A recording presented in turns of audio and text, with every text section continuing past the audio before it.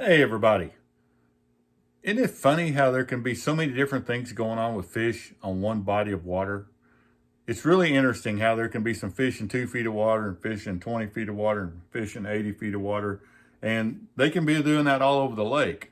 And how we as anglers, we tend to want to only focus on, hey, all the fish should be spawning, or hey, all the fish should be doing this, or hey, all the fish are doing this.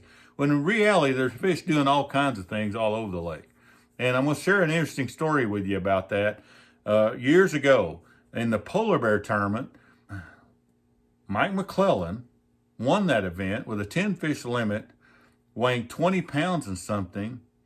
And me and my partner, we weighed a 6 fish stringer. We didn't have a limit that day. That weighed 18.11, and we came in second. We had 2 6-pounders and missed some opportunities that day. We did win big bass.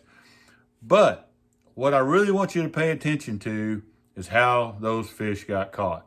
Now, about a month after that, me and Mike both got invited to be guest speakers at a seminar at a boat show at the Rogers Mall.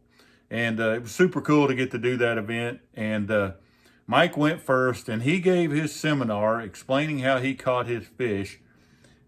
And true to form, he caught his 10 fish limit. They weighed 20-something pounds, all on a jerk bait, fishing down on the lower end of the lake in the clear water, which it was wintertime, so the water was cold. It was the mid-40s, and caught a lot of fish, but they weighed every fish they caught weighed on a jerk bait. And typical cold water pattern. On the other hand, we came in second. We didn't quite weigh a limit, but we had the opportunity to win the tournament. We caught all our fish on the river end of the lake, fishing 1 foot to 2 feet deep, flipping a 5/8 ounce, really large black and red jig in really, really cold, muddy water all day. That's all we did, is flip bushes the entire day and caught a handful of fish, and they were all big, and lost another big fish. So think about that. We had the opportunity and weighed a big stringer, flipping a jig in 2 feet of water. On the same body of water, Mike McClellan catches a 20-pound stringer on the lower end, throwing a jerk bait.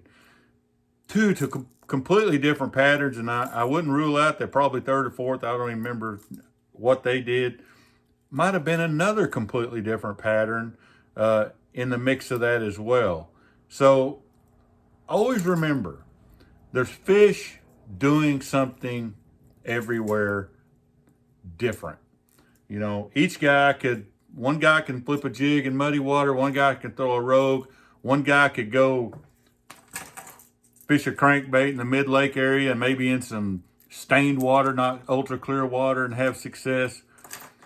Never close your mind to what the fish might be doing, and leave the door open so that opportunity comes along. You can adjust with it, or work hard to find the pattern that suits your strength the very best, like I did and like Mike did, to give yourself the very best opportunity to be a winner. I think that'll help you. Keep your mind open. Let the fish tell you what they want, and fish your strengths. You'll have a lot more success.